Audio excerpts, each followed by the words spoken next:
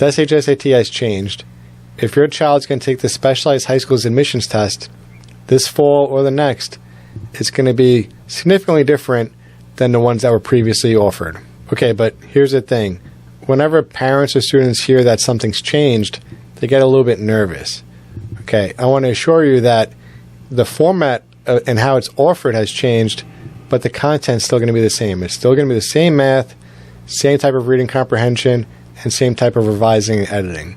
So preparing for it and studying is going to be the same. It's just going to be a slightly different experience while taking the test. In this video, I'm going to go through everything you need to know as far as what's changed and what stayed the same. All right, before we talk about what's different, let's talk about what stayed the same, because this is important for keeping perspective as far as what to expect. So number one, it's the same two sections, ELA and math. Number two, it's the same number of questions. There's going to be 57 ELA questions and 57 math questions. Number three, it's still the same amount of time. It's going to be 3 hours with flexibility, so students use the 3 hours however they want on ELA and math spread between them. Number four, it's still the same concepts that are going to be tested.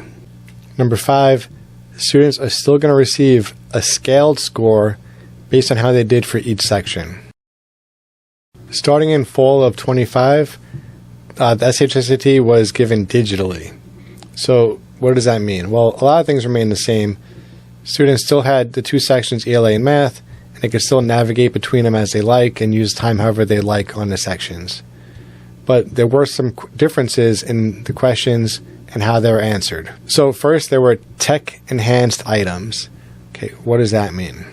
So one thing were drag and drop questions where things can be moved around and put into different orders. Also, there was a graph where students could actually graph points or a line using their mouse. There are some questions had drop-down menus to select from. Now, while these questions are different in how they're presented, the important thing to know is that they still test the same concepts as previous exams. Some positives from the test is that there are some built-in tools. So there's a built-in highlighter to highlight different parts of a passage. You could cross out answer choices as you're going through them. So there are some positives for a digital test as well. Something else that was available is for English language learners. They have access to a digital glossary for translating words that they might not understand since they're English language learners. And the fourth big change is now students are going to be staring at a computer screen for the 3 hours rather than at printed paper. You know, I don't think that there's too many students that aren't used to staring at a computer or a screen for that long, but still it is different when you're taking under testing situations. Okay, everything I just mentioned was phase one of the digital SHSAT. Starting fall of 2026, that's when the bigger shift happens. So starting in fall of 2026, the test is going to be a computer adaptive test. If you've heard about the new SAT and how that's adaptive, this might be a little familiar to you, but I'll go over specifically what that means for the SHSAT. All right, so with a computer adaptive test, as a student answers questions, the test adapts. So if you got a question correct, the next question could be more challenging. If you got the next question wrong, the next question might be a little bit easier. So it's kind of adjusting to your skill level in real time. The important thing to note, though, is that no matter how well you do, you're not going to get questions that are above your grade level. Everyone's going to be tested on the same concepts. Just some students might get harder questions than others, and some might get easier.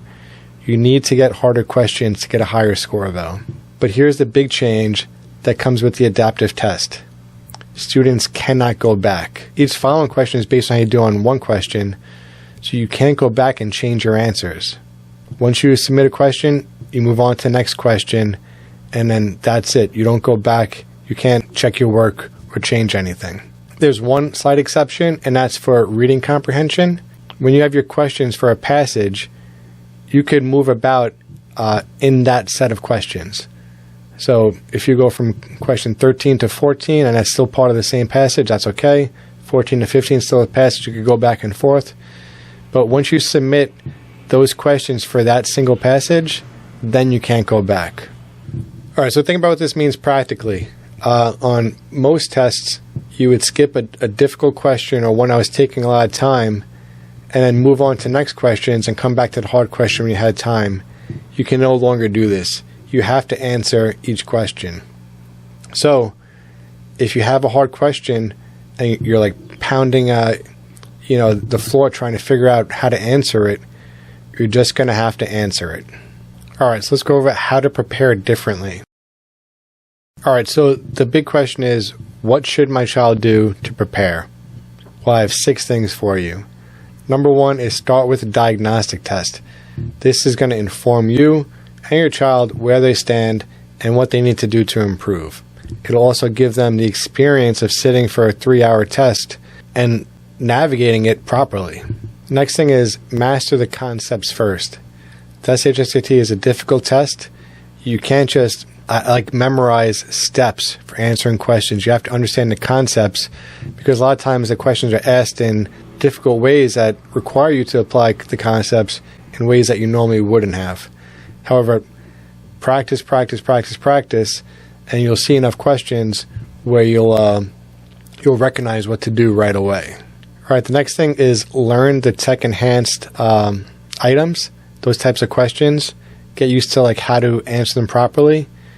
And note that if there's something where you have to select multiple things, if you miss one of them or select one that shouldn't be there, you don't get partial credit. You only get it right or you get it wrong. It's important to build a no going back mindset.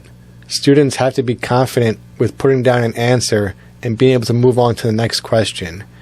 They can't always rely on the fact that they could go back and change answers, or it's okay, they'll have a chance to review it. They have to be confident that the answer they're putting is correct and be able to move on regardless, even if they don't feel confident in the answer. They have to be able to move on to the next question. The 5th thing is to continue taking practice tests. Okay, it's going to help you not only build that stamina and build the proper pacing to finish the test on time, but you're going to continue to evaluate yourself and see if you're improving where you're supposed to be improving, or if you have to work on something else. And lastly, work on the questions that you struggle with the most and the ones where you have the most room to improve. So, for example, if you keep getting probability questions wrong and you missed 4 questions on the test that were probability, then focus on that, because that could be 4 more questions you get correct. So you have to do that. You have to review the lessons. It's like we have short video lessons on our website, followed by practice questions for each topic. You have to go through that and really hone those skills until you master them. All right, so what does this mean for your timeline? If your child is currently a 7th grader and they're going to take the test as an 8th grader, you have time to get them ready. The summer before 8th grade is when we typically recommend students to start preparing for the SHSAT. So come July 1st, start preparing every week up until the test. If your child's in 6th grade, it's a good opportunity to work on the fundamental stuff to be ready for it. So working on fractions, working on ratios, proportions, percents, things like that, and have a strong foundation before they start to work on more advanced material. And if your child is in 8th grade and they're going to take the test soon, I wouldn't really sweat about the format of the test.